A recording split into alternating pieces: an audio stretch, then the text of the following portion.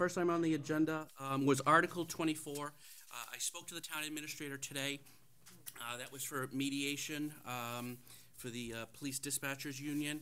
Right now that has not been settled. The next meeting is scheduled for May 7th. So at this point, we're not going to be able to address this because we don't know what the amount is going to be right now. And talking about it, it's all executive session stuff anyway. So we will not be able to address Article 24 at this time. We can possibly see if we can have a meeting before town meeting. I don't know. I'm asking everybody a lot, but maybe we can come in and do Article 24. It's a very small amount, so maybe we can even discuss it right before the meeting, maybe town meeting. We can have a meeting if we can get a quorum that night. So, are we not having a meeting the second week of May, or? Is that before town meeting? That would be what? 2 weeks. 2 weeks from today. In town meeting, so we're not going to make it, or we? Yeah. Town meeting's 2 weeks from today. Yeah. So. Oh. Yeah. So the second Wednesday would be before town meeting. Okay, great. So then we'll do it on that day then, Mr. Chairman? if we can. Yep. If it's 2 weeks from today, yeah. Are we gonna have Not coming up. any say in whether this article is approved or not? Well, it's a union. It's a negotiation with the union. So. Exactly. If it'll come to us when they've agreed upon it. Yes, and their meeting is on May 7th. So are we not going to fund it? Well, I mean, of course, sure, we would fund it, but I still don't think it's proper for us to vote on something if we don't know the amount.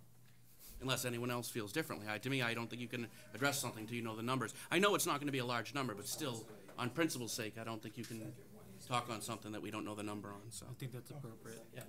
All right, with that being said, we have Article 2 that was revised from the last time we met. I didn't know if we wanted to pick up a reconsideration on Article 2.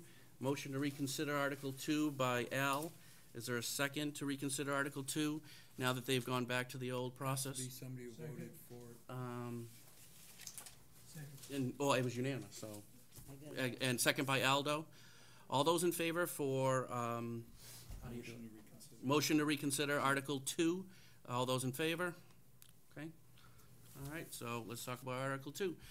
The Personnel Board has, after our last meeting and our unanimous unfavorable ruling on Article 2, they've reconsidered and they've altered Article 2 in order to meet what Article 2 has constantly been in the past, the 2% increase on employees like it always has been, with the intent of them doing further studying of Article 2, as we suggested, before implementing any revised raises, which is certainly what we all wanted that night, was for them to take more time, look at the different positions, look at how we are comparing to other towns and not rushing into something. So basically under our recommendation, they have returned back to the normal Article 2.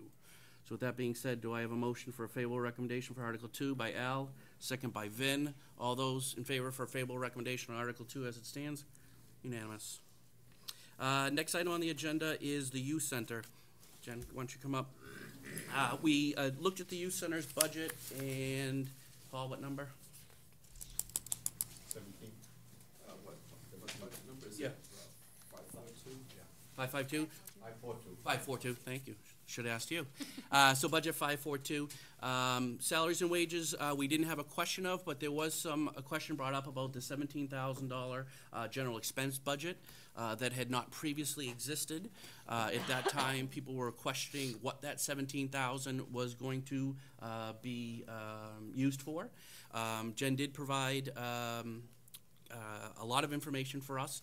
As I said, it's up on the Google Drive about basically everything that's going on, not just the $17,000 that we were talking about, but I know that that was really the only question that people had at that time. So with that being said, if you guys want to take it away. Thanks. Thank you for having us. Absolutely. So like Chris said, the first 4 pages are just the general updates from this school year alone. So I'm going to skip through that, but unless anyone has any questions, but that goes over attendance, rentals, programs, the grants, everything that's kind of been going on post-renovation, but more specifically this school year for the kids, September 2017 to current.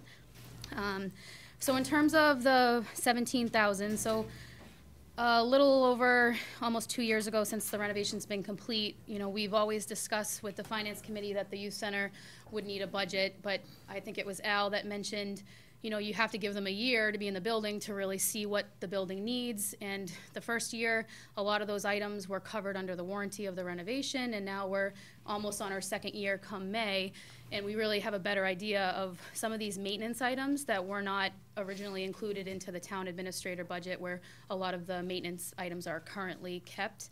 So what you'll see is mainly those. They're annual expenses that the building will need in order to maintain the gym floor and some of the other items. So would you like me to go down the list and kind of explain? Why don't you? For anyone who's looking at the documentation she sent, I know there's a lot of info on there. It's on page 6 of that document, in which it goes line by line for the 17,000 in general expenses. Yeah, if you just want to go through them real quick. Yep. Not a lot All of right. detail. So there are 2 one-time expenses. Now, these are, again, post-renovation, either issues or things that need to be fixed. So the fence is the first one. The back fence that we share with the neighbor, there was some confusion on who allowed. It wasn't the youth commission, it wasn't the youth center, for the neighbor to kind of clear some debris that was entangled into the fence. And as a result of the neighbor doing that, the fence was completely destroyed, and now we have basically a very dangerous path that goes through our neighbor's yard and the youth center. And it's been something that we've kind of been discussing for a while, of whose responsibility it is. And ultimately, at the end of the day, it's a safety issue that I believe that the town needs to expend on fixing it, if it's not, you know, just decided amongst the neighbor. Again, we have kids that try to use it as a pass-through, and then we've had some issues with the neighbor in general, just because of that fence that's basically open in the back. And then a lot of the trash from the neighbor comes into our back parking lot. So that's an item that's a one-time expense. We received these quotes once it happened, and made the board aware. Chairman, Yep.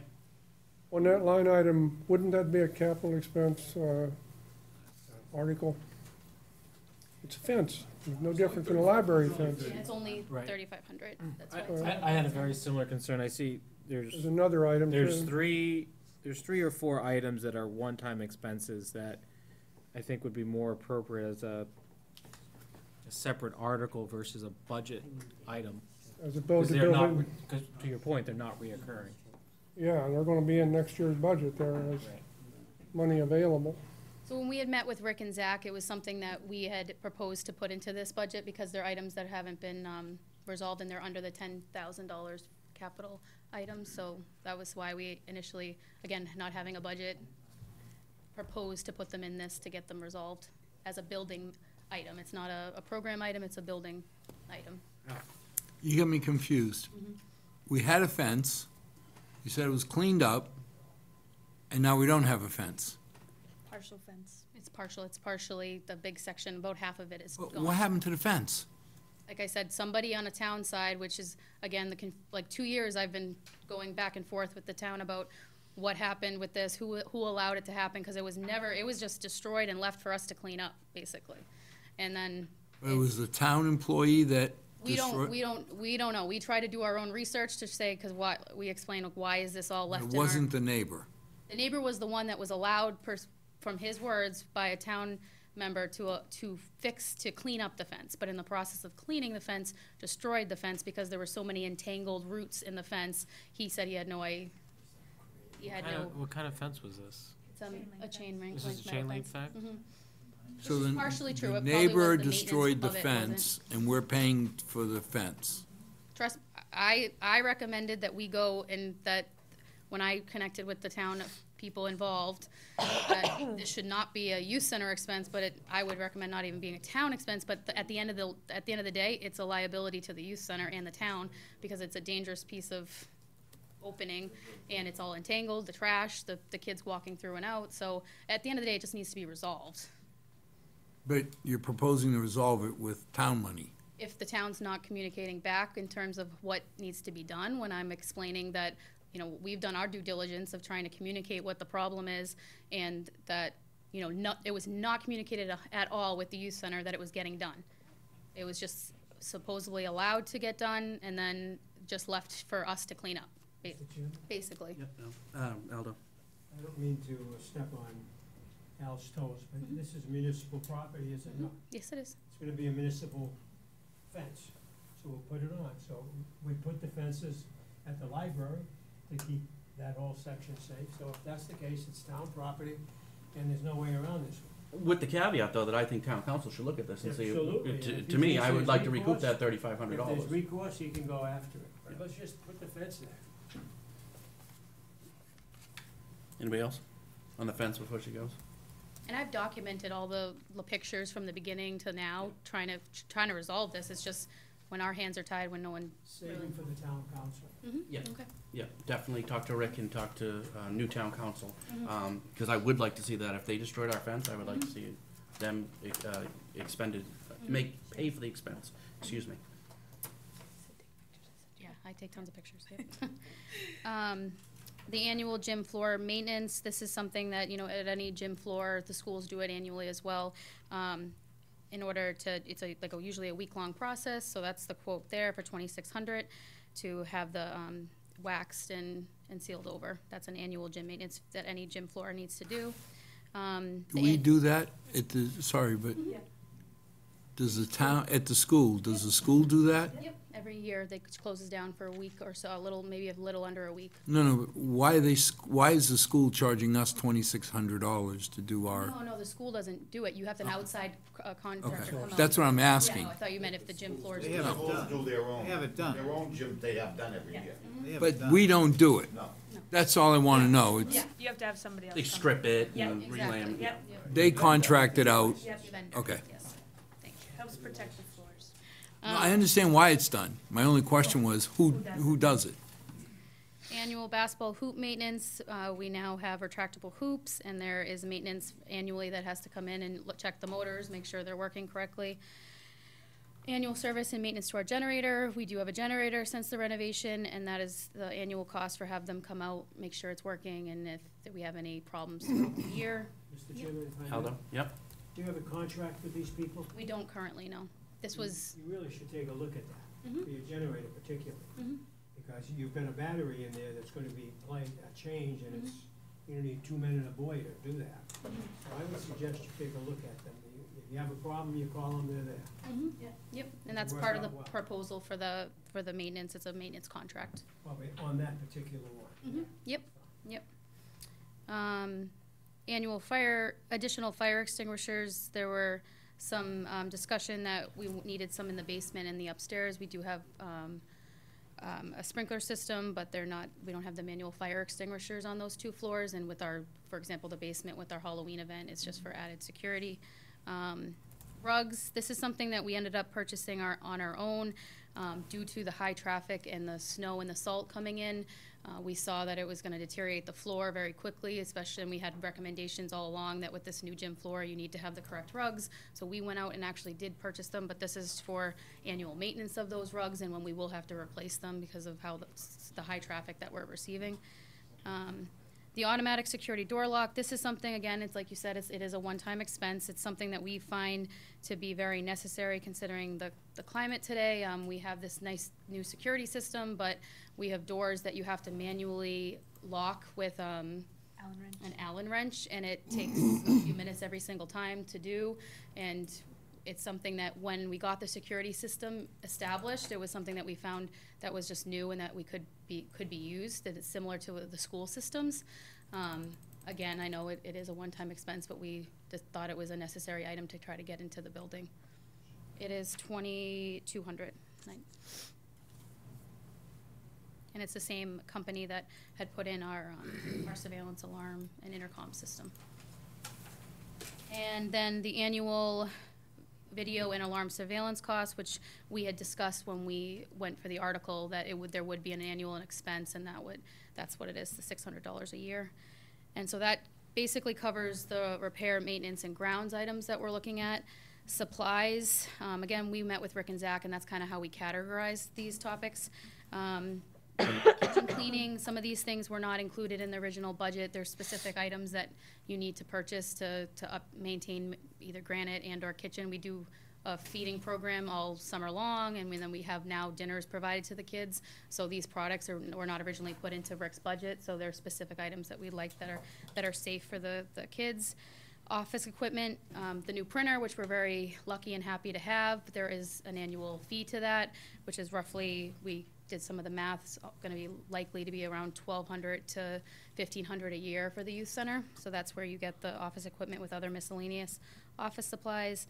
And then we just had a miscellaneous account, which was for if we had a broken window, which we did have early on and right after the renovation, if we need to fix lights, or if we need to fix some of these items. Some of these, if they're not in contract, they charge you a lot of money to come out to fix these things. So it's a miscellaneous repair cost for the $500.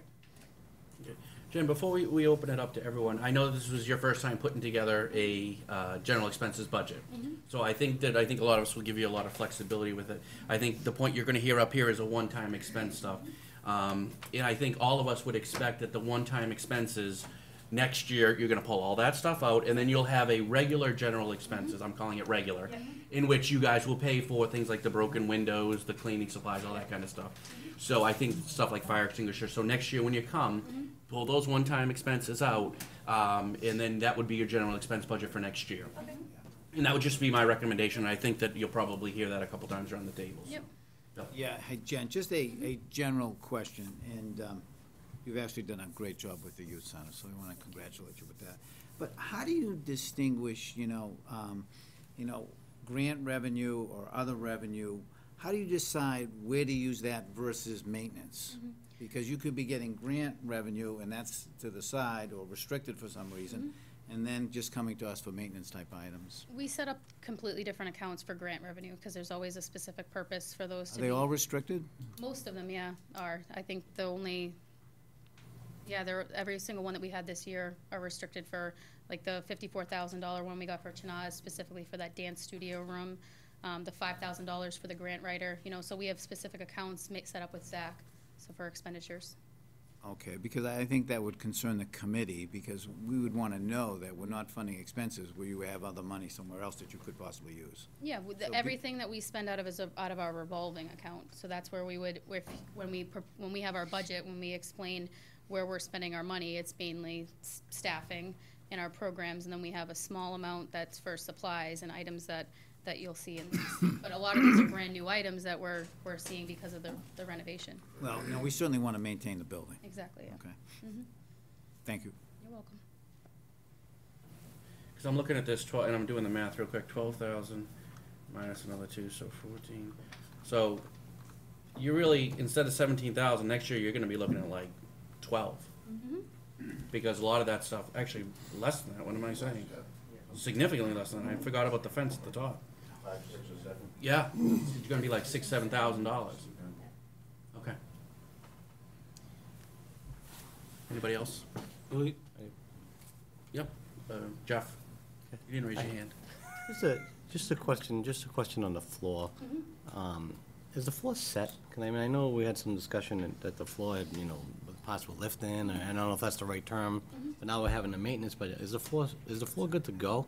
The floor has gone down, and it was basically, we felt like because of the humidity, and that's why we're trying to do the correct HVAC things going further, so that we don't see that going further. But like when we met with the company that came in for the annual gym floor maintenance quote, it was his suggestion that we don't do it until the floor settles, and that's why, this is almost the perfect timing, because now the floor has settled, and as long as we get the funds to do it. Yeah, I guess my big question is, I don't want to void any kind of warranty on the floor, that we put a lot of money in to get the floor the way we wanted it. And that's why I was just asking that question. Thanks. Mike? Yeah, so you've never had a general expense budget before? No. And a lot of these are annual, reoccurring costs. Where was the money coming out of before? None of these items were included. So, prior to us proposing this budget, there have been some maintenance items that have already been covered under Rick's budget, under the town admin budget. Okay. So that's where you'll see our utilities and items like that, and some general maintenance items. But these are all items that are now new in relation to the renovation and things that need to be done to upkeep the building. Okay, so a lot of these are new, that won't necessarily be pulled out of the.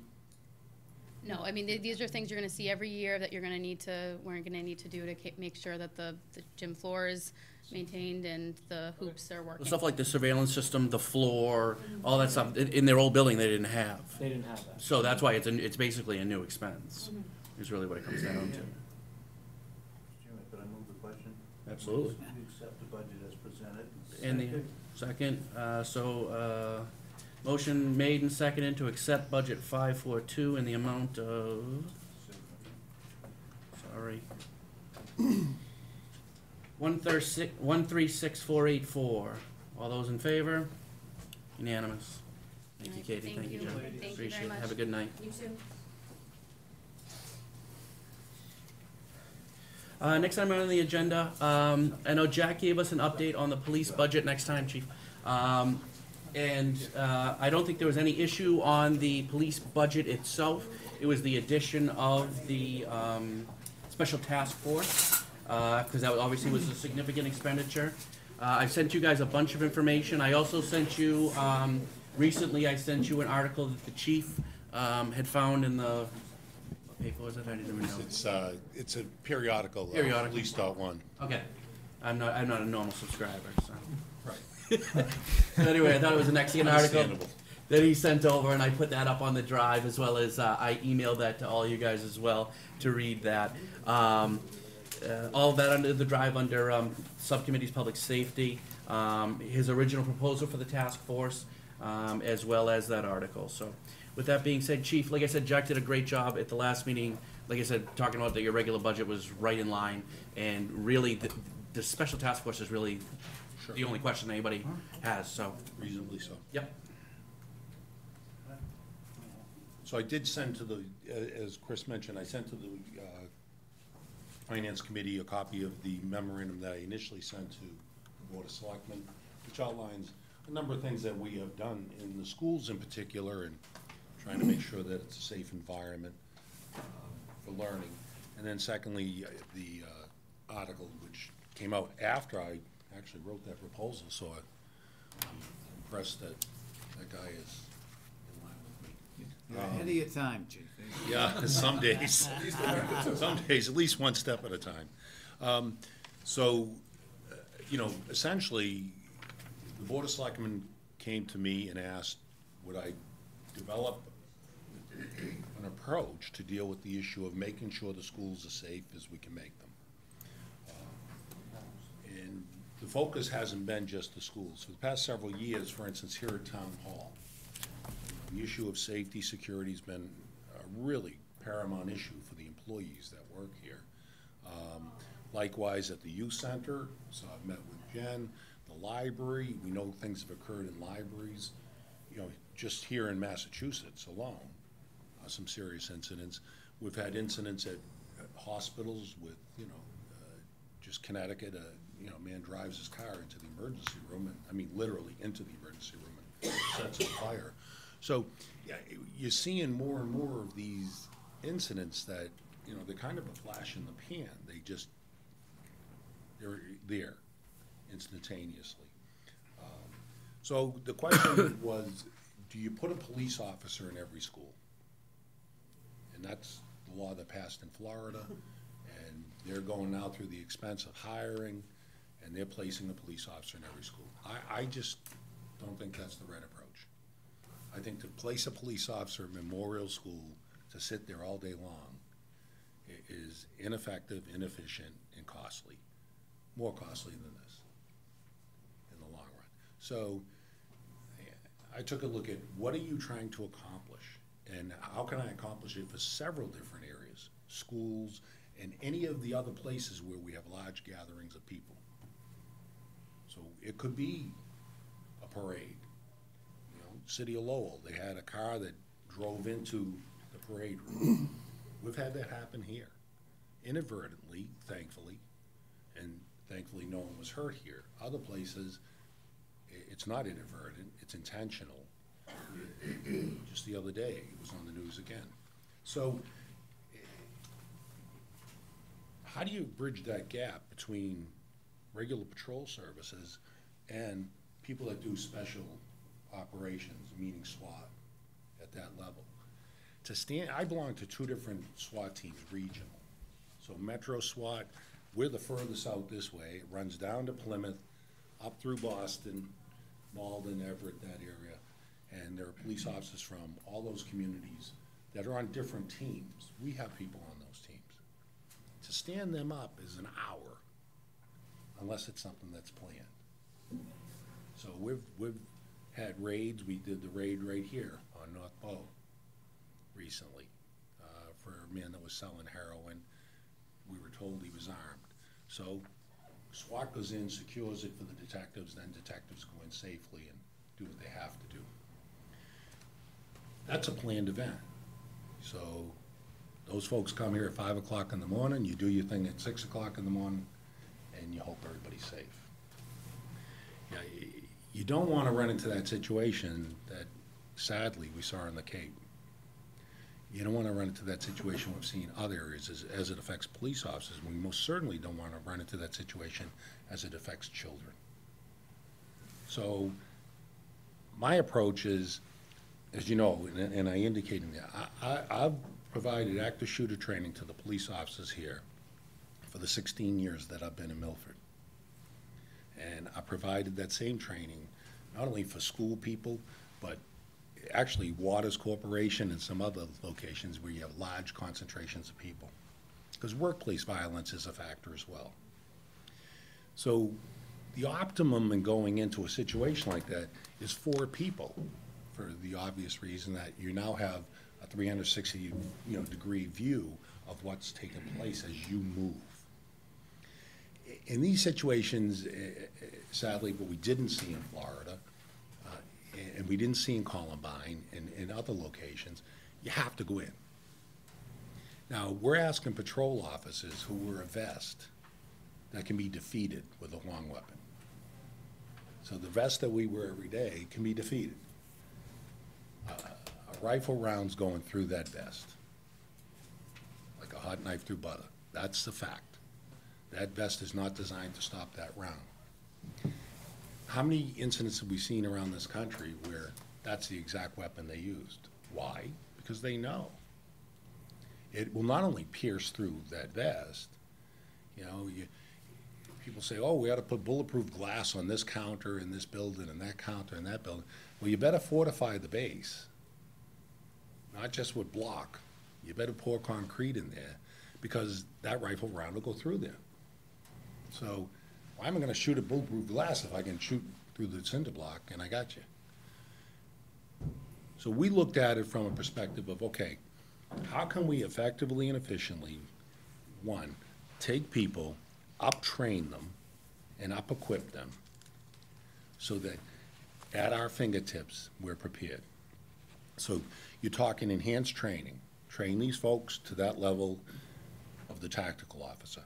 Give them the vest, the helmet, the equipment they need to really protect themselves against long weapons as well. Enhance their skills. One of the most critical things is have them learn their environment. We did active shooter training at the New Woodland School, and they were getting lost because we don't know the hallways. We don't know all the rooms. We don't know our way around. So why not have a core group of people that every day they are at a school or at schools. Every day they come in after school and spend some time in each building. They know their way around. So when you tell them, as you know, I put in there the red dot we put in every classroom. So a teacher can tell us, I'm in room 204, what's the exterior door number? It's right there. There's 59 doors at the high school, exterior. I want to get to the one closest to come and help people. So the more you're around an environment, the better you understand it, the better you understand your way around it, right? We all know that from our own experiences. So I know, when you say door 43, I know door 43. I know where I'm going. And it's not just something bad's happened. The other day, we had a medical emergency at the high school, Friday, involving a former teacher who's a substitute teacher who suffered a real serious medical condition. And the kids went next door, and the other teacher used the panic button app to notify 911. We knew what wing they were on, what floor they were on, what room number, and what exterior door to go to, which made a huge difference in getting that gentleman to the hospital. Proper medications, proper treatment, to make sure that he's okay. So that's a real key factor in knowing your way around places. We've provided training over at Benjamin Moore, sizable facility. You have some things there that are hazmats under the, the law. What are they? Where are we? What if something was happening here or there? And they've always been very cooperative in working with us. So just in looking at this, it was, how do I put a resource that's there to make sure that we can deal with things in an effective way? We train, as I said, officers to go in alone. Don't stand out there. Go do your job. 2, 3, 4. So, and then we train them how, if you have you're fortunate, you have 5 or 6. That's really nice. But 4 is the optimum. So some of the other factors is you not only get to know the environment, you get to know the people. We do directed patrols at the hospital. Every shift, an officer walks through the ER, not on a call for service. We're there often. But there's some value, the hospital calls us and they have someone that's acting up.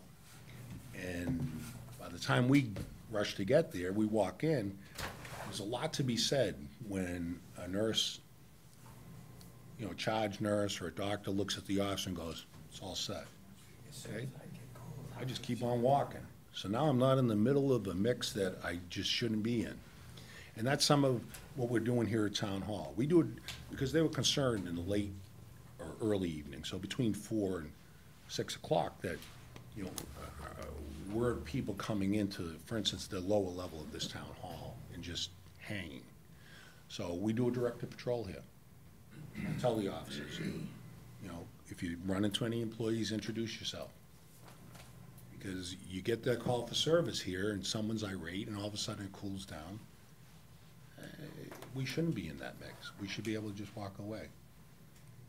If it is something that's still heated, the odds are pretty good that we know both parties, so you're able to work things out, hopefully, for the better.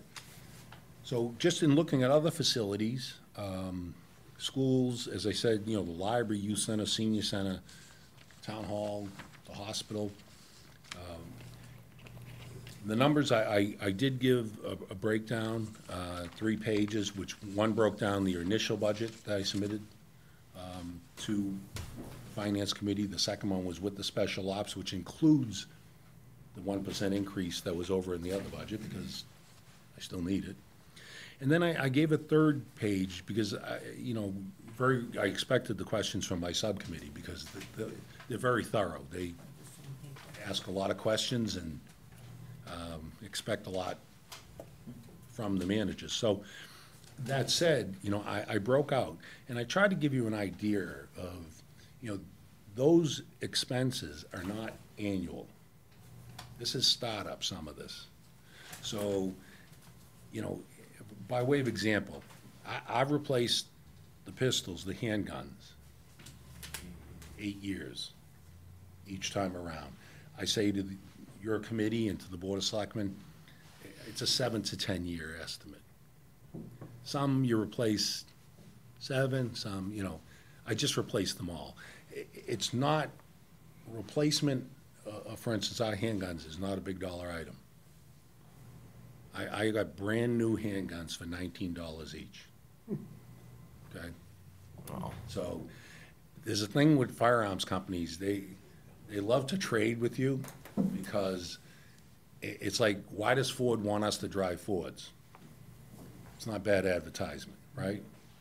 So same thing. So Glock said, okay, either sell you Sig Sauers to whoever you want to sell them to, or Sig Arms, or give us the gun and we'll sell it. We don't really want it, but okay, and we'll give you guns for $19 over that cost. Not a bad deal. when you look at rifles, the rifles are costly, because the rifles, not only, the scopes on them are expensive, and then secondarily, they're all silenced, so they're muffled.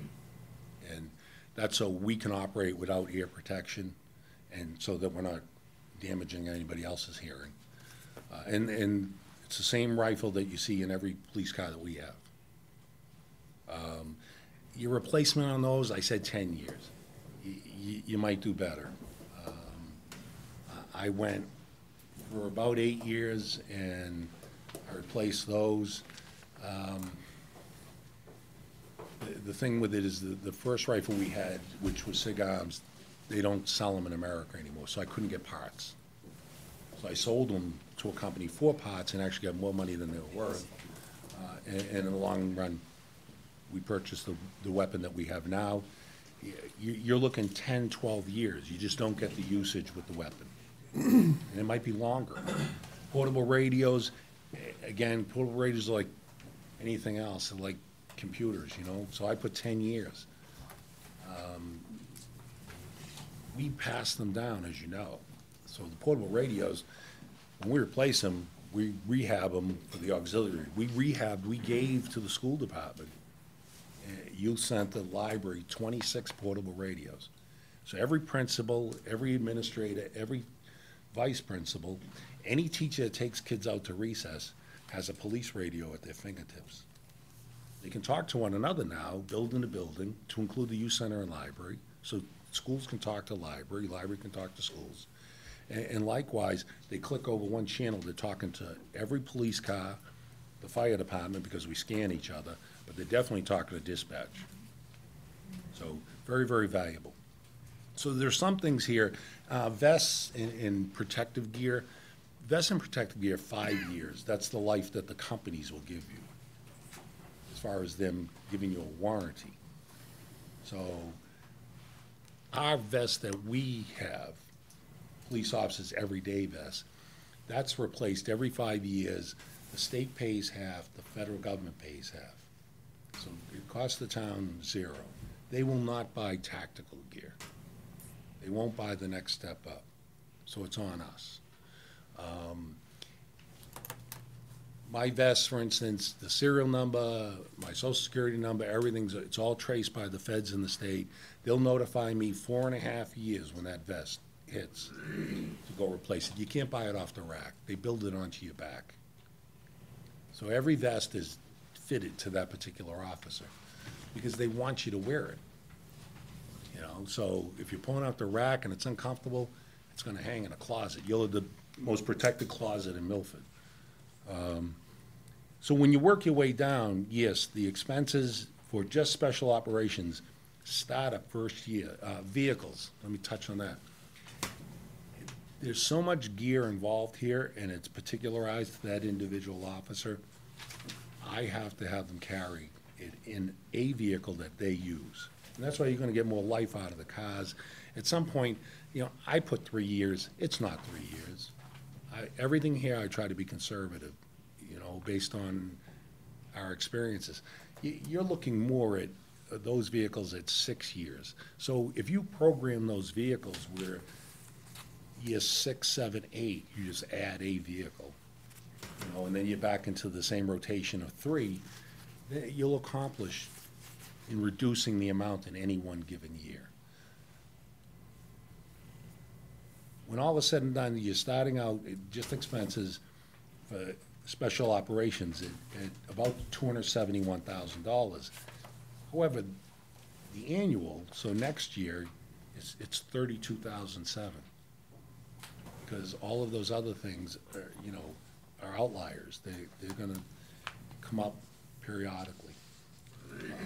The personnel costs are what they are. It's 4 police officers. That's basically what it comes down to.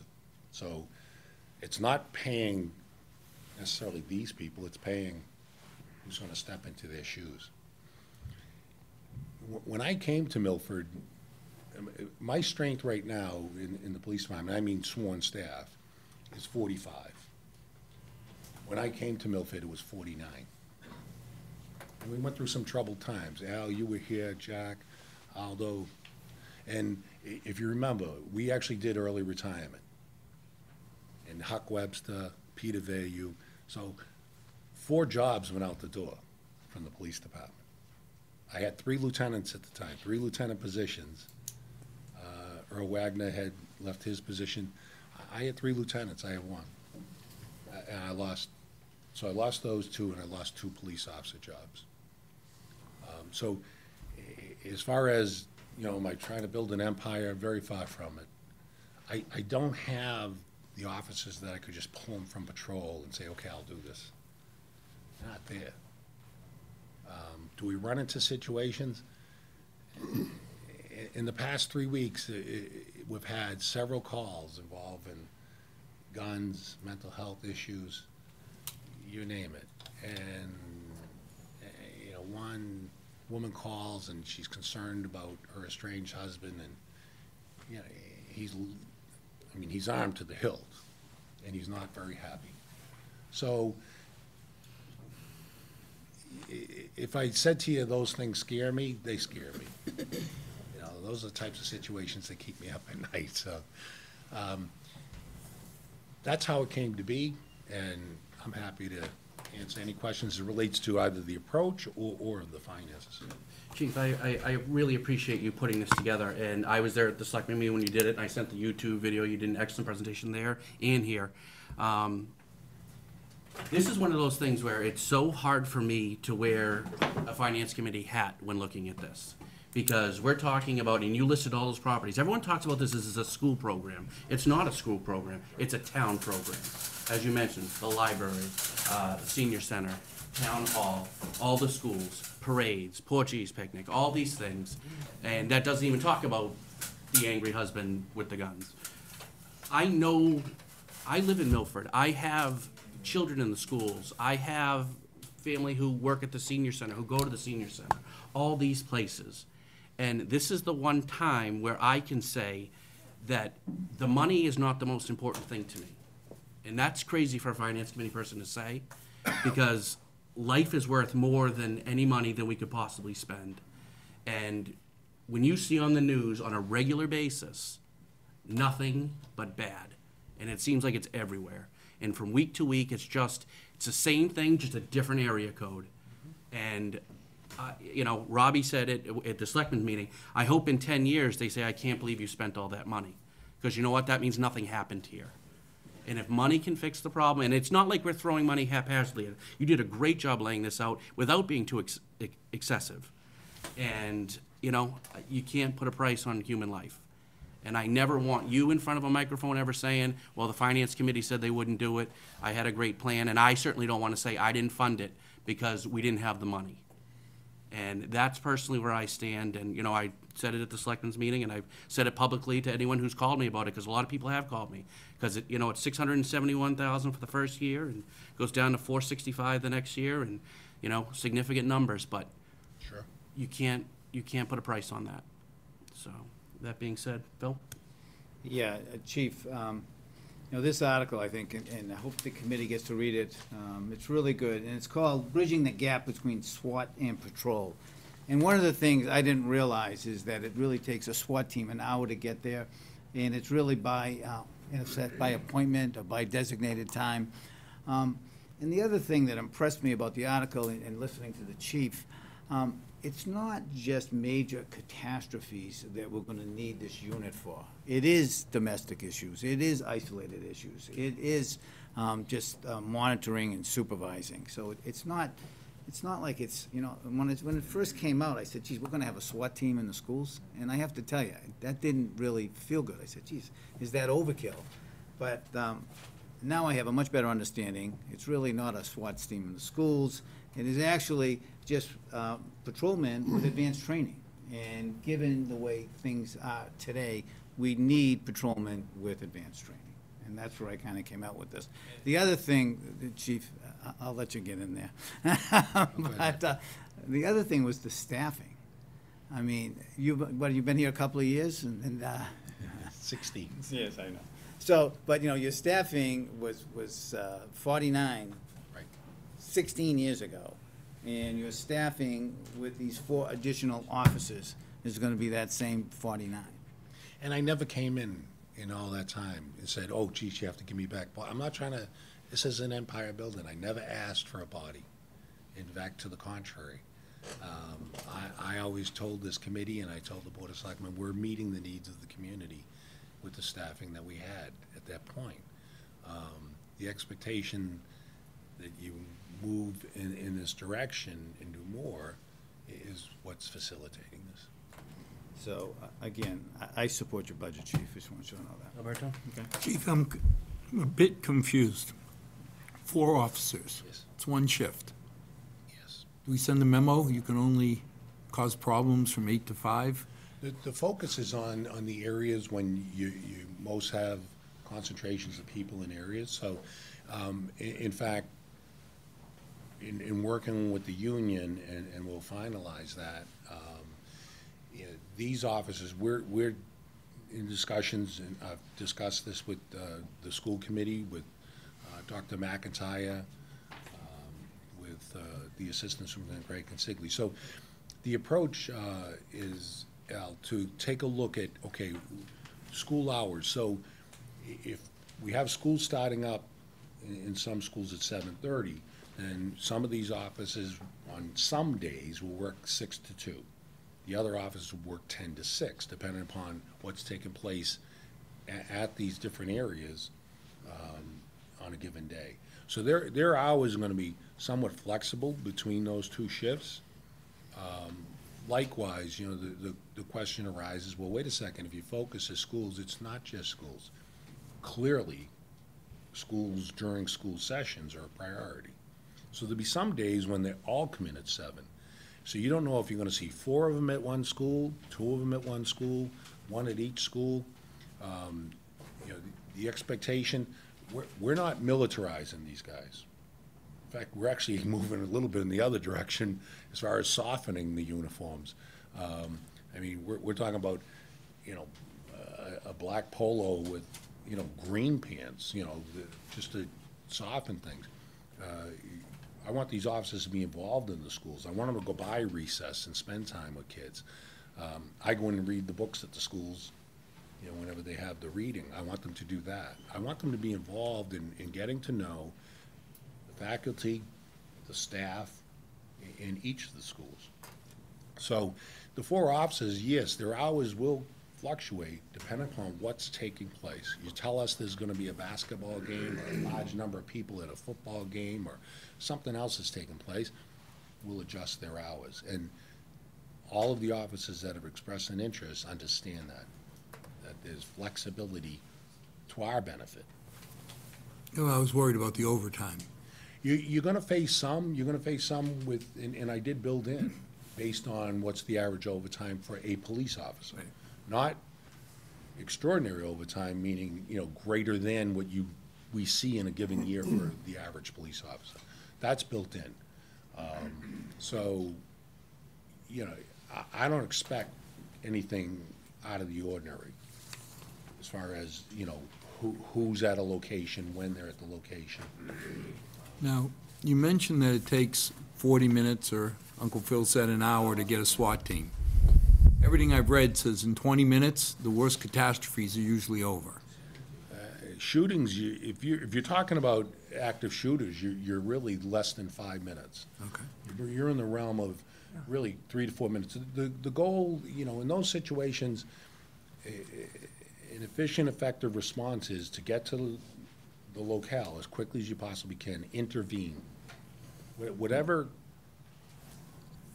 drew your attention has already happened, and you just hope that it's not serious. You hope it's not catastrophic, and your goal is to get in there and find this person and stop them. But then you mentioned you don't want to put an officer in every school. Right. But if it's 3 to 5 minutes, even if they're downtown, to get to a school, it's going to be over by the time they get there. Well, that's the thing, you know, why when I came to Milford did I work with the fire chief to change the protocol that police officers respond to every medical emergency in town. You know, we've had people say, geez, why did a police officer come? Because I'm probably already in the neighborhood. Do you much care who gives you CPR? You know, what uniform they're wearing? No. You want to survive. So, the other thing with these offices, we're looking at uptraining their emergency medical skills as well. So as far as their intervention to help people. But, Al, they're going to spend an awful lot of, they're going to concentrate during the day. Their focus is the school properties. Now, you can have a school resource officer, and that's a different function than this. Their role is to work with the administration. It's more an investigative role. It's more, a presence as like an administrator, to work with the administration as far as a safe learning environment. So, John Tiernan can be at the high school and be at one end. He doesn't know what's going on in the other wing. That alert comes in, which, as I said to you, it did in this medical emergency. Those guys are going to get it. And the fact that they know exactly where to go. We now have swipe cards for the doors that are swipe, to get into schools. We have Knox box keys, so we have the code, so we can get into the Knox boxes for those that are key doored. So, working with the school administration, really, I think we're way ahead of other communities, but. What you're saying is the majority of the school time will be covered. Absolutely.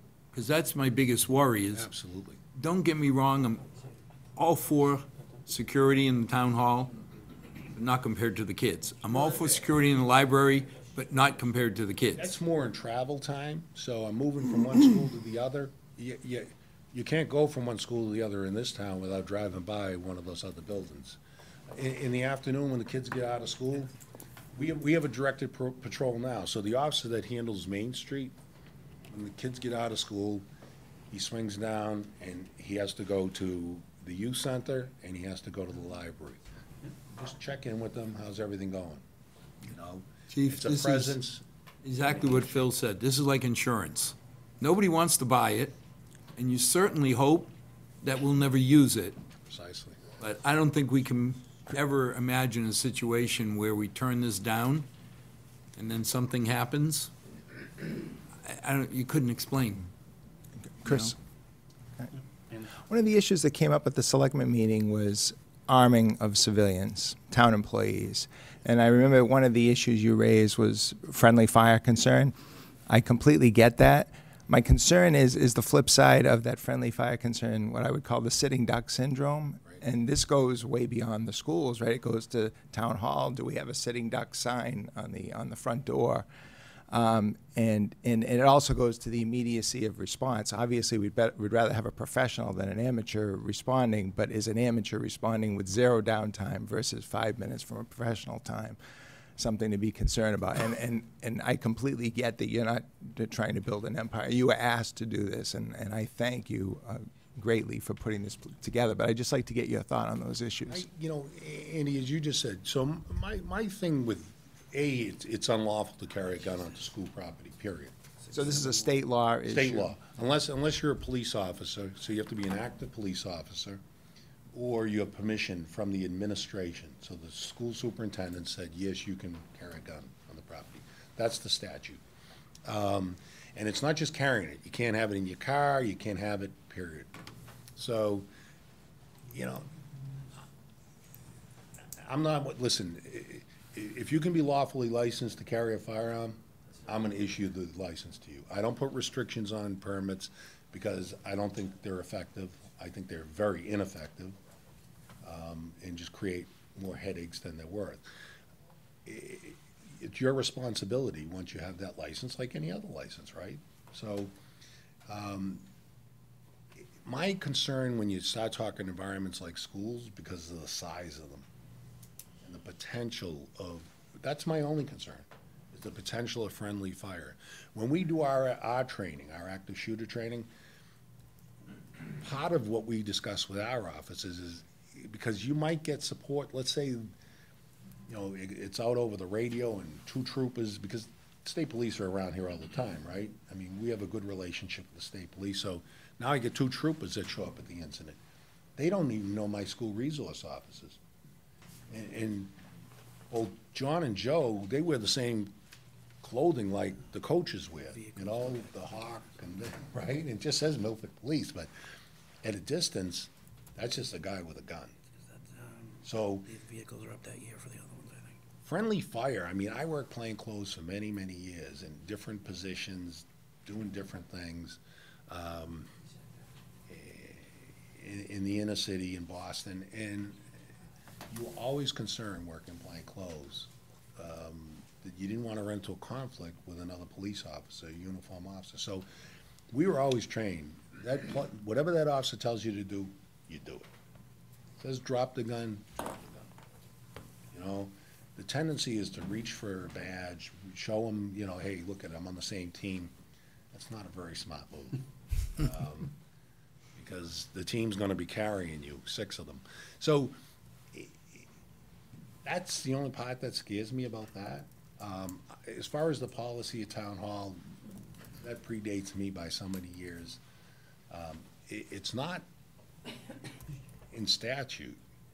So, the Board of Selectmen has the right to create policies on how things are gonna be handled here at Town Hall, the actual structure.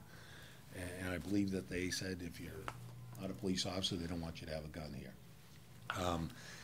It's not a criminal violation until they tell you to leave and you say, I don't want to leave. Well, now you're a trespasser. So that's the extent of that. That's my only concern with schools, more so than when you talk in smaller environments. It's more easy to distinguish who's who. I'm not as uncomfortable in, and then schools with so many kids, it just, that's my only nervousness, and my granddaughter's a student in the school, so it just adds that to me. Thanks, Chief. Yeah. Yeah, Chief, just one quick question. I mean, the school's in session for 180 days? Yes. So what is your plan when the school is not in session? So, I mean, we've looked at it. So these officers, you know, there are other things as far as directed patrols in the community. I mean, anything from, you know, traffic enforcement. I get complaints. Listen, traffic's number one. I don't care where you live. So these officers, we can utilize them to address a number of different issues that confront the community. It's a matter of prioritizing those situations. We still have, you know, a huge summer camp, as you heard from the folks from the youth center. We have other locations where there are large numbers of kids congregating, whether it be the pool down at Fino, the pool up at Casey. So there's a number of places they can stop in, and there's advantages to that as well. I mean, you're going in, you're dealing with the same kids, right? And hopefully you meet some more kids that you don't know and develop those relationships. If you, just by way, I mean, it's anecdotal, but by way of example, you know, Joe Gresham, every year the kids go to Washington, you know, for their field trip. And every year they invite Joe. Oh, Chief, let Big Joe come with us. So, I mean, you think they'd be afraid of Joe. I mean, what? He's huge. They love him. So why? He's built those relationships. I venture to say there are kids now in the 12th grade that Joe knew when they were in the 1st grade. So that's valuable. I think that's valuable in a lot of ways, even into the future. You know, that people know, oh, I can call that guy, I trust him. You know, he's fair. And that, if there's one thing I have worked hard at building, is just a sense of fairness. I don't mistreat people. And that's my expectation of others. But as far as using them as a resource, believe me, I can use the resource. Okay. Yep, thank you, Chief. Mr. Chairman, the subcommittee is prepared to recommend favorable action for the police budget. That includes the special operations team costs. Is there a second? Second. Second by Jack. All those in favor to accept the chief's budget in the amount of $6,573,808. All those in favor? And thank you for putting this together, Chief. All right, next item on the agenda. We saved the big enchilada for the end. Schools. Enchiladas give you heartburn. Did you hear what Aldo said? Did you hear what Aldo said? He said enchilada gives you heartburn.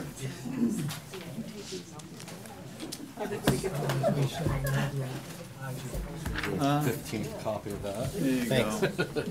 I gotta memorize. I'm sure you do. I gotta go to the right. It looks bigger than the one I have. Thank you, sir. How's everything going?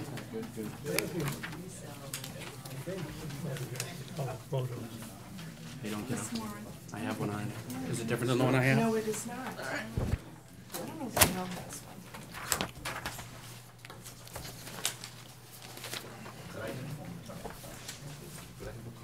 Yes, you can. I don't care.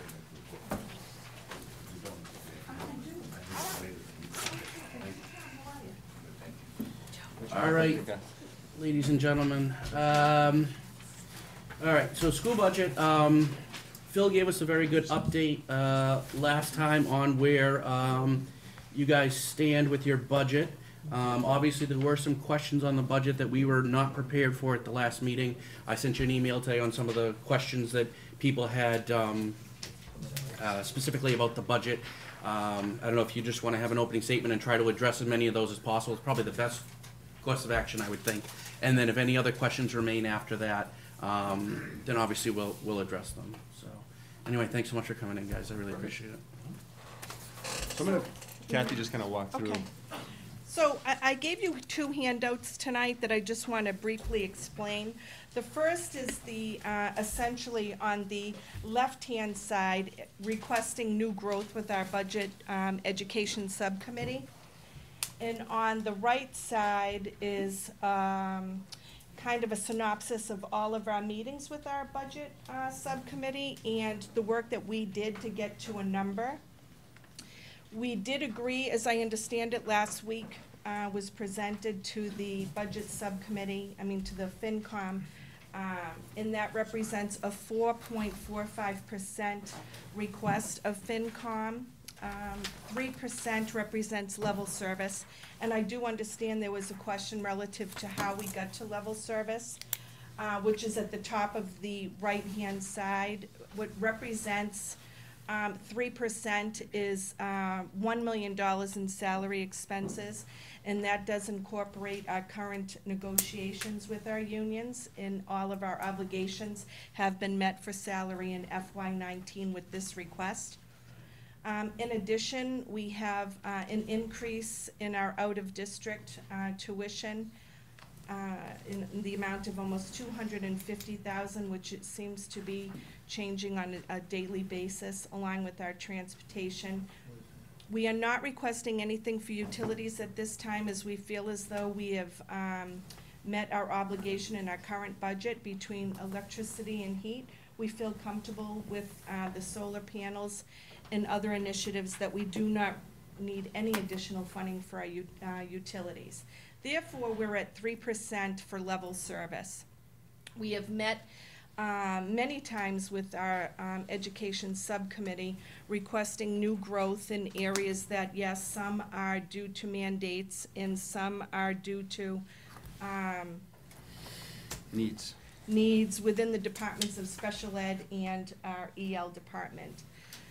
We initially were at 5.2%, and after meeting with our education subcommittee, we have agreed upon 4.45.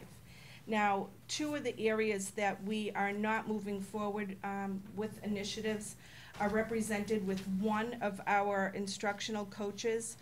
We were originally looking for 3, and we're now at 2. As well as a math intervention teacher at Stacy.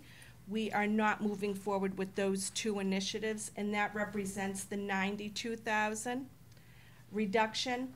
The school committee has agreed to address the one-time funding issues, as well as the early college course dual enrollment program, which is clearly an enrichment program eligible for students.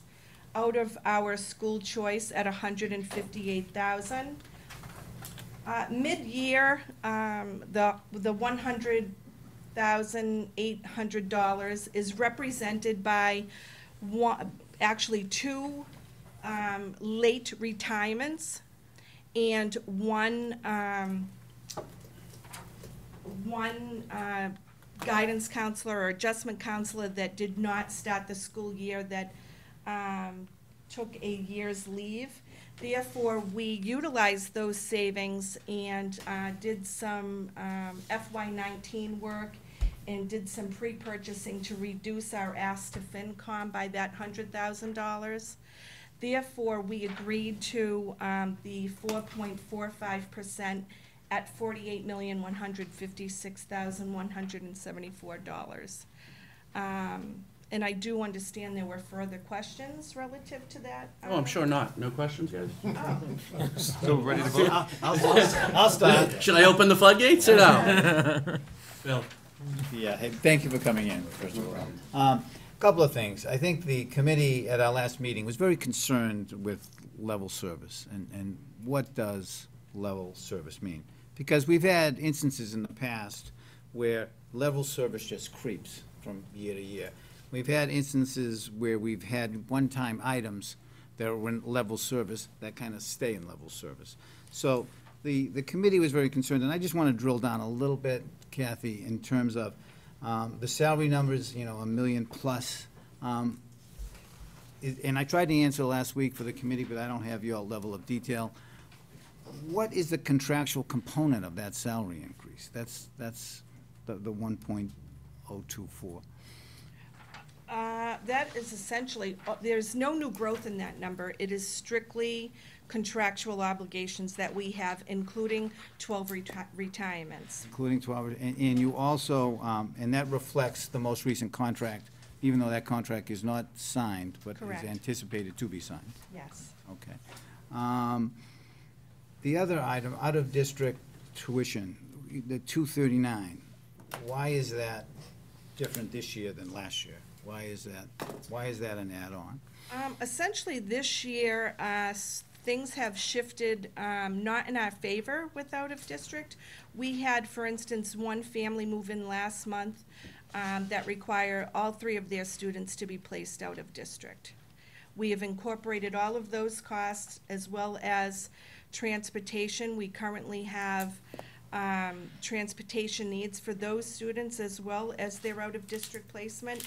It does, this number does represent the increase to circuit breaker that the state is looking at, funding at 70%. So, based on what you know today, that is what your out-of-district is gonna be next year, the increment. To the best, increment. correct. Okay. The other thing, we talked about non-reoccurring items in the past, and those have been a discussion point. And, the subcommittee drilled down quite extensively and said, hey, we want to know, are there one-time items in this budget? Are there one-time items in your budget? You've actually responded to us. I just want the committee to know that you do not have any one-time items that are in the 18 budget rolling to 19. No, in reviewing that with our education subcommittee, when we reviewed those one-time expenses, those were actually the figures that moved out of FY18 and into our school choice budget last year. Okay. In terms of initiatives. Okay, the other thing, the term level service, we have level funding, we have level service. So, I look at what you're saying in terms of level service is really contractual plus known incremental amounts needed, say, for out-of-district. One of the things I want to make the committee aware of, there is level service. That term has been used for the last 4 or 5 budgets. So I actually went back and looked at prior budgets because, at the last meeting, we said, hey, what is this level service? And we've used that term. And I think, at least based on what you're telling me, level service is really level funding, except for contractual increases and known out-of-district increments. Correct. Right? I don't want to put words in your mouth. No, that's correct. And I think that's transparent here by how we present our budget to FinCom, that, as much as a 1 TA is included as a new initiative. We're not including additional positions in that number. Everything is on the outside as far as I view as new growth and a new ask from a principal is clearly on the left-hand side. Now, we don't have control over if a student was to move in mid-year that required via their, through their special ed plan, a TA, we have to accommodate that. We would have to post for a new TA and include that as new growth in our budget. However, anything that you see here is considered new growth for us. We're not supplanting anything. We're asking up front based on what the principal's needs are. And I do want to point out, I didn't speak to it, but the books that I gave you are essentially everything that the principals have asked, and they defend that in their ask by building, so that you can actually see what impact do these initiatives have on each one of our buildings. And it also has for you, for your review, not only the building-based budget for each one of our schools, but we've included the staff that has at each school level so that you can review that as well. Can you explain to them just quickly, tier 1, tier 2, and not accepted, just so that they know what that is as well? Kathy, thank you. Sure. Oh, I'm sorry. No, I that's thought you okay, were done. thank you. I'm sure I'll come back with Yeah. more questions. Tier 1, and I didn't highlight that on this handout, but it is in your budget that you have in front of you. Tier 1 became what we view, each principal turned in new initiatives. And central office took those initiatives and reviewed all of them and put them in a category of tier 1 as most important with the most impact to our students of Milford. And tier 2, we felt were just as important, but we needed to get tier 1 accomplished before we moved on to tier 2. Tier 2, and I wish I had it in front of me, made up tier 1 and tier 2 made up the categories on the left-hand side of our ask. However, based on meeting with our budget subcommittee and the committee's agreement to move forward to increasing our school choice budget, the only initiatives out of all tier 1 and tier 2 that are not moving forward is the one instructional coach and the math intervention teacher at Stacy. And we've eliminated a lot of other recommendations along the way that didn't make it even into the initial budget request. So if you look in the booklet here under initiatives, and you'll see that each school is rated here with each one of the things proposed and how they tiered each one of them. It's on the tab on this binded book in case anyone has questions on that. Alberto? Since I brought it up, let me try and explain. I reject categorically this idea of level services. It got us into trouble many, many years ago. It got us into substantial trouble with the budget. Because nothing ever goes out. We have new initiatives. How about the old ones? It was always, well, contractual obligations. The last time I looked, it's a misnomer. There's no contract that says you must employ X people. The contractual increases are for the survivors. You want to give people 10% raises? Great. I have a lot less people in the canoe. So I got a problem with this level of services because 10 years ago, it got us into deep trouble. Do you understand how we calculated it here, though, Al? No, I'm just saying, Okay. the whole term, you know, when Kathy said there was issues, I'm the one that brought it up. Because I lived through the first time, $1 million in for MCAS, and I'll solve the problem. Well, that just kept getting compounded, and nothing ever went away. Mm-hmm. So the concept of saying, hey, we have to put this in, 4% is twice inflation, that's a good increase. Not counting the building funds, the medical benefits. So I've got a fundamental problem when we talk automatic level services as our baseline. You know, when we talk about new initiatives, don't any initiatives ever stop? I never hear that we're taking them out for old initiatives, or that initiatives that, you know, have seen their time of life or gone. So if you wonder where it came from me. Because I lived through it a long time ago, and I don't want to see that happen again. Now, SPED. Did you go through with the school subcommittee the actual spend for last year versus what we expected? Are you talking in 18, the current year? Current year, last year you came in and you Last year, said, we need 600,000 or whatever more. How did we do? I can tell you we're up significantly in FY '18 for out of district. Well, the last meeting, we had one of the school subcommittee members say, well, we may be putting in people to sped who aren't sped. And that just kind of threw me for a loop. You know, if your subcommittee doesn't understand it, how can we? So what I had asked is I'd just like to see a list of what goes into it. And what did we actually spend versus what we expected? I don't want to go through the details. That's for the subcommittee. Are you talking out of district, Al? Because that doesn't require staff. No. Out of district is strictly, You're talking special tuition-based. education overall. If we're adding social workers, okay, did we budget for them last year? How did it work out? Kathy, I think he wants to look at what happened last year being 17, okay? Because. Okay. So we had a sped budget, and what did we actually spend in that budget for the prior year? How are we doing in the current year? And we got the projection for next year. And it's just really reconciling the year end in terms of where we are and where we project to be. Is that it, Al? I didn't mean. Yeah.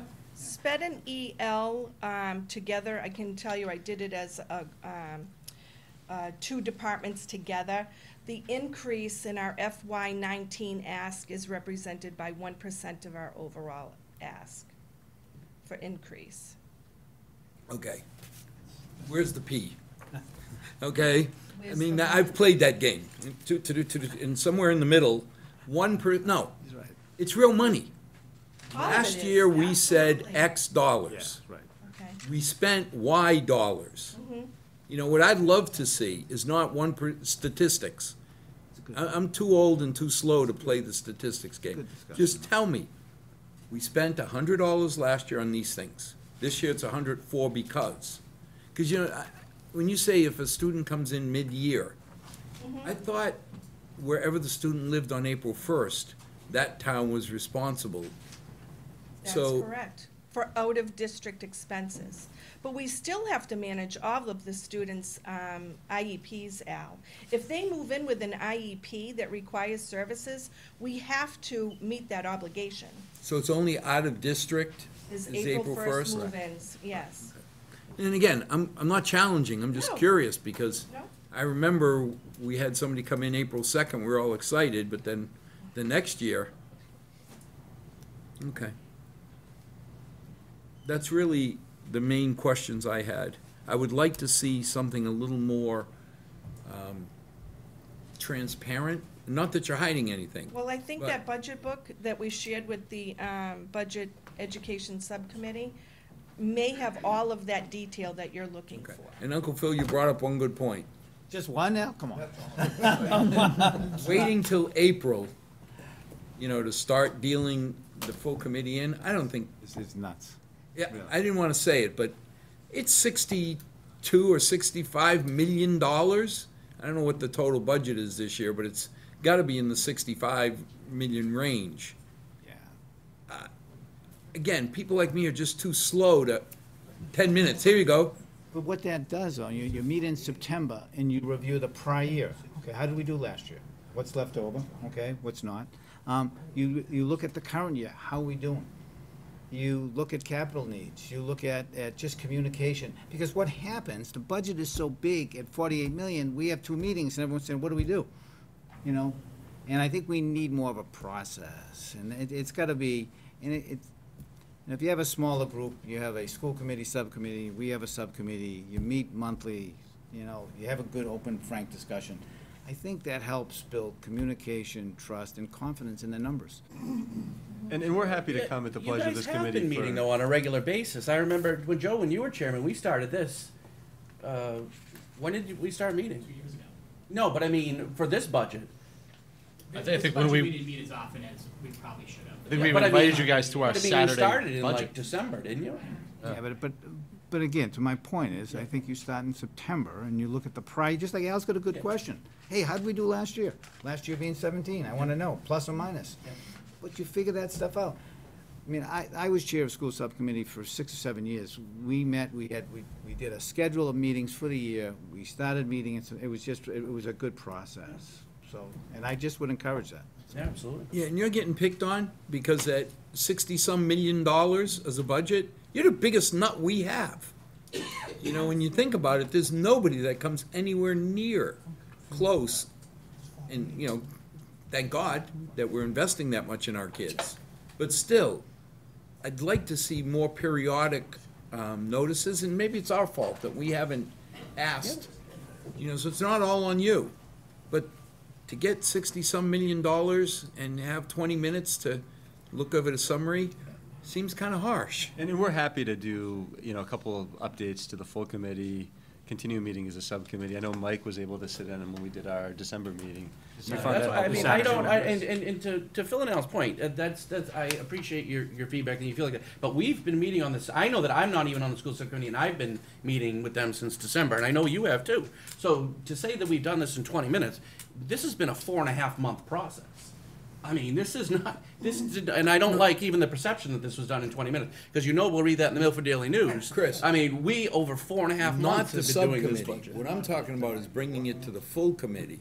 Yeah. I know you all been meeting Yeah. all the time, but maybe once a quarter, give us kind of an update. Okay, that's fine. It's just hard in the budget process because the subcommittee and their committee are negotiating back and forth to bring in the full committee in between. But to your point, for quarterly updates, I think that's a great idea. And you're Absolutely. negotiating 1%. Yeah, but You know, it's not gonna be 5% plus Yeah. or minus. Your whole negotiation runs around 1%. My only point is that when we had 2 subcommittee meetings. I know you met you didn't meet, you went in December and you heard a presentation. The key word is presentation. Same thing when we had 2 meetings, the presentation. So you're getting the book, you're getting information, but how do you process that in a meeting? and I agree. It's hard to grasp, and that's why I mean the subcommittee is got a daunting task, and it's a hard subcommittee, and I'm sure you're not going to miss it. What do you mean by that? I don't understand. I should have told your daughter not to run. I did say hi to her earlier. Yeah, I know. You did. I was wondering if you at least acknowledged her. I did. Hi, Laura. Jeff. Hi. Hi, Jeff. My questions, I think, were pretty straightforward, and kind of to Al's point and everybody's point. I have trouble with the budget. We never know what falls back. Well, actually, we never see anything fall back. You know, so out of that much money, it's hard for me to believe that nothing ever falls back. And point being case, you know, I know we had some discussion around this vehicle. That got bought, and then it was now included as part of the level service. To me, that was a one-time expense that should have dropped out. All right, well, let me clarify that. When we built the Woodland building project, we took on another staff member that we brought to FinCom for your approval.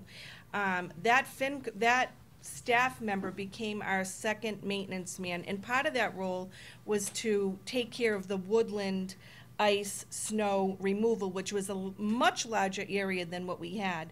Therefore, we needed to have a vehicle to do that with, to maintain sanding and snow removal. It was a $26,000 expense that happened out of the maintenance budget for the purpose of a maintenance truck. Now, in addition to that, we've been asked that we do not bring capital forward for 10 years prior to the Woodland project, which we did. We managed our expenses, and therefore, having, and knowing that we had that additional staff member to manage that, we needed to have a vehicle to do that with. So in lieu of bringing it to capital, we purchased that out of our maintenance budget to manage that Woodland property. Okay, so. Part of the role was to do that. Understood. I'm not saying you needed the truck or not. Okay, obviously you needed the truck. Point being is, A, you obviously had money to buy the truck because it was on the capital budget that would have been an article at the town meeting like every other department has to do to bring it forward to get it approved. Mm-hmm. B, if you didn't buy the truck, where would the money have gone? The money would have fallen back, should have fallen back, because you didn't, obviously you had $26,000 extra money to buy a truck. The vehicle was purchased at the end of the year with funds that were available to the maintenance director to purchase that truck. We didn't buy it come September. We bought it at the end of the year to manage that property. And what we're really trying to avoid, Jeff, if I can just jump in, is we've got kind of hundreds of projects and hundreds of needs that are going on at any time regarding maintenance and kind of just maintaining the schools, and that we try to do incrementally within that maintenance budget. To meet one of the bigger needs that we have, which is clearing snow and ice, we use some of those funds to purchase the truck. But it's tough to look at it like, it's this amount of money and we're gonna do these things. We're able to accomplish, depending on a lot of different variables, different tasks. We have kind of a whole list, like how many things are on Well, Rob's list? for instance, we just did a boiler work. That boiler work was $21,000 just at the high school. Now, that's in the same range of expenses as the truck. I wouldn't look at that as being a capital item that I should be coming to FinCom. I think that's our job, to manage those projects and those expenses. Kathy, without going in, we blew it. The end of the day, we bought a truck. We didn't go through capital. Jeff, legitimately, you got a good point. In the future, we've already talked about when we're buying a truck, we're not fixing a truck. We're not upgrading a truck, like a heating system. We bought a new truck. We should have gone through and done it through capital and all. Where the funding comes from may not change. But he's got a legitimate point, because otherwise, people will buy trucks, they'll buy things, and it gets out of control. We blew it. You own 50% of the problem, the subcommittee owns 50% of the problem, we'll learn. And that's where those additional conversations may come into play, where we can say, hey, we're doing these different things so it doesn't come as a surprise, and that might be very helpful. Because I think if you get a sense of all the projects we've got going on in any given year, I think it gives you kind of a better picture of kind of what we're managing. I totally agree, and I appreciate that. And it's, you know, I was talking to someone today, I said, you know, salaries are a big thing, right? I know from my own, if I don't hire someone, if I have an open position and I don't hire someone, guess what happens to the money? I don't get to spend it. The money goes back. You know, so I have no visibility for that with the schools at all. We don't see any, like I said, we don't see anything drop back ever. So that's I think, that's what was one of my asks, is good. I think Phil made the point, what was budgeted, how did we do? I don't know who we are.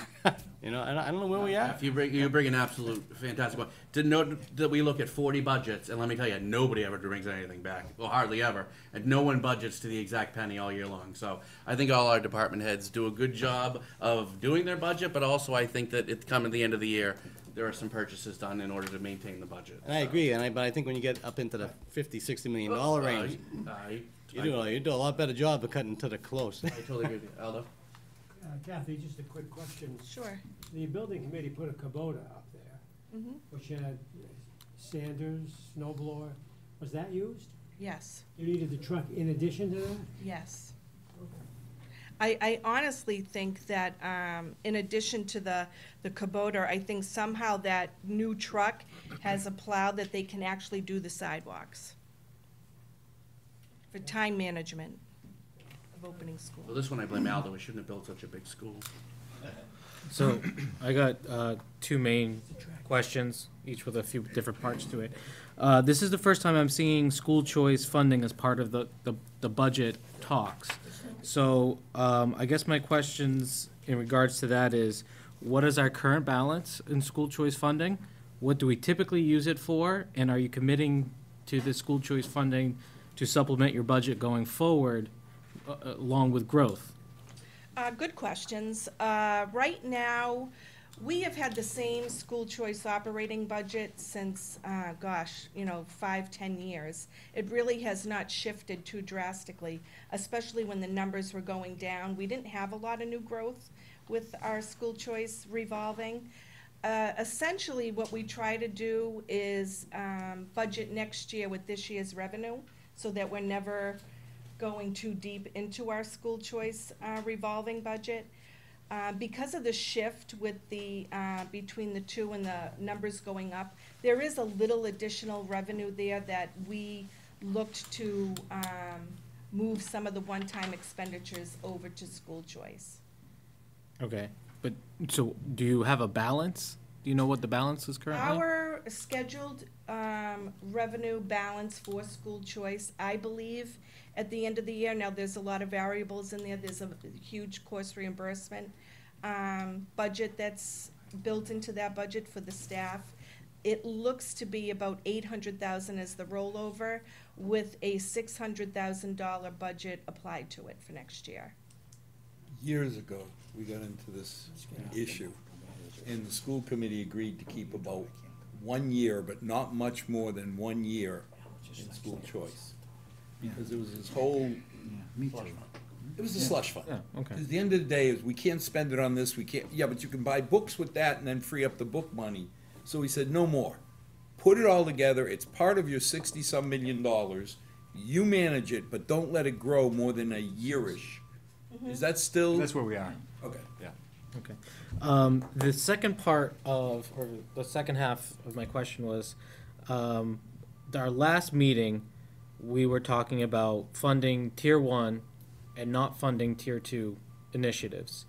Then I guess it seemed like the school committee was moving towards that direction, with the exception of they really wanted the 3 instructional coaches. Now it seems like we're presenting both Tier 1 and Tier 2, with the exception of 1 instructional coach in the TA, or The difference between a teacher. TA position and a teaching position. Thank you. Yeah. So I guess my confusion was what happened? What was the shift into suddenly we want all of Tier 2 minus an instructional coach, when before it was we're okay with letting go of Tier 2 with the exception of 3 instructional coaches? So we were never okay with letting go of Tier 2. Okay. So what we did is we did a couple things. We reduced a couple of those positions, and we took some of the one-time expenses and applied it to school choice. And that basically met more or less in the middle. Yeah, In the tier, eliminating all of Tier 2, which was, I think, the subcommittee's initial recommendation. Okay. All right. This is just different than what I thought the direction of where we were going was. But thank you. Okay. Anybody else? Jack? I move to question, Mr. Chairman. What do you say? All right, so the budget proposed for the schools, I don't even know what number it is. It was 48,156. No, I'm not talking about that number. The amount? 300, thank you, Mr. Madanza. For budget, 300 in the amount of $48,156,174 big bingo dollars. Is there a motion? I move favorable. Sold. Motion by Phil, second by Al. All those in favor? You don't Nope. get a vote. I know, but I wanted to do No, you don't get a vote. Down? In fact, Joe, you have to take one out. All right, You gotta count it up. just give me a second, people. Who's up and who's down? 1 up, 2 up. You down? Vin, you up or down? I'm up. Up. So 1, 2, 3, 4, 5, 6, 7, 8. 8 in favor, 2 opposed. Al. All right. Get your money, run. Thank you. All right, thank you. Okay, Thank you, Thank thank you you. guys for coming in. Appreciate all the hard work by the school department, all the department heads. I appreciate the work by the school subcommittee. You guys Hey, Kevin? did an incredible job along with My swan, Mrs. Schiavi. my swan song. I didn't think it was 4.45. All right, Kevin? next up- Kevin?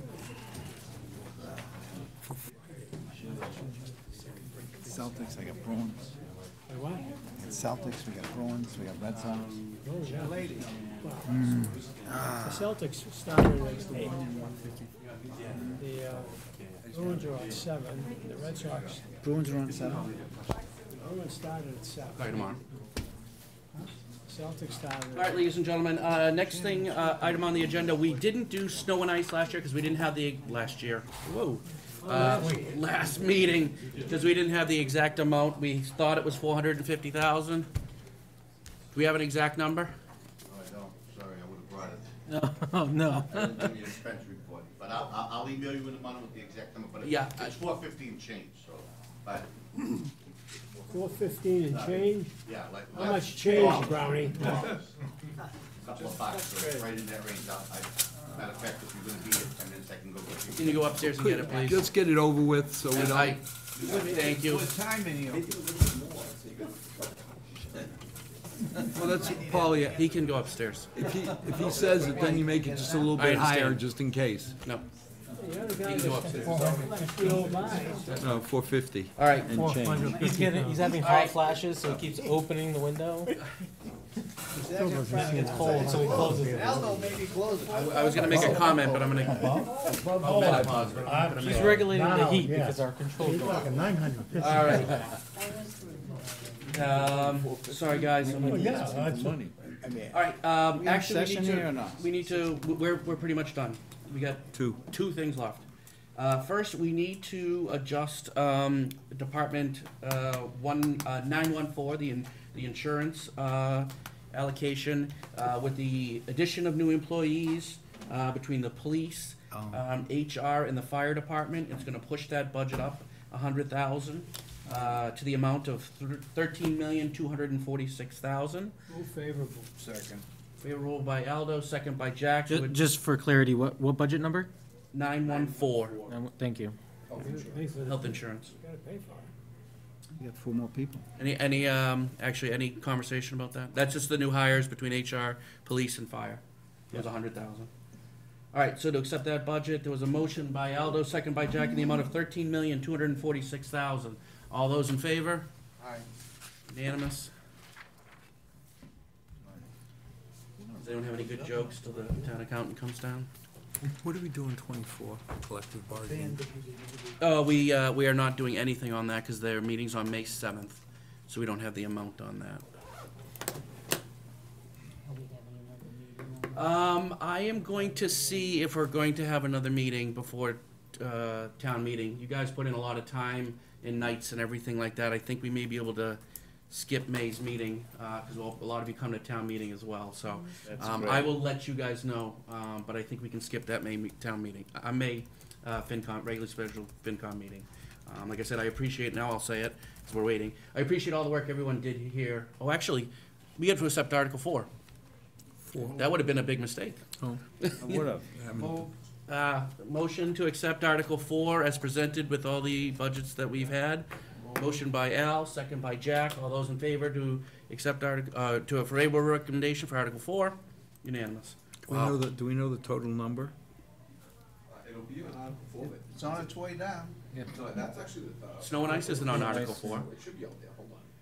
It should be. But you have to adjust it by the 100,000 for. Should be 103, 914. 592, 826, right? No, we have to. Is the only adjustment we made? It should be 103, 592, 826. 826, is that what's on the stuff? Yep. Is that with the extra 100,000 and 914? Yeah, 103, 592, 826. That's a big number. It is a huge number. A lot of numbers. That's a lot of numbers. All right, so we voted on that, and that was unanimous. We can handle it. Barely. It was a tight year this year. And that's one of the things I want to thank everybody on this committee. We did a great job. We had a lot of hard work from a lot of people between department heads and everyone at this table, all the subcommittee work. Spending $113 million and not making it 115, 118, 120 is a testament to the work of all you guys, and to make sure that we keep women. and women. Woman, right. And in keeping our department heads fully funded for what they need and not allowing too much fat. So I think all of you do a great job doing that, and I think the department heads do a good job of presenting budgets that are reasonable in order to provide the services to this town that, to be honest with you, that we've grown accustomed to and that the people of this town deserve. What was the total revenue? I don't have anything else to say. Thank you, Mr. Chairman.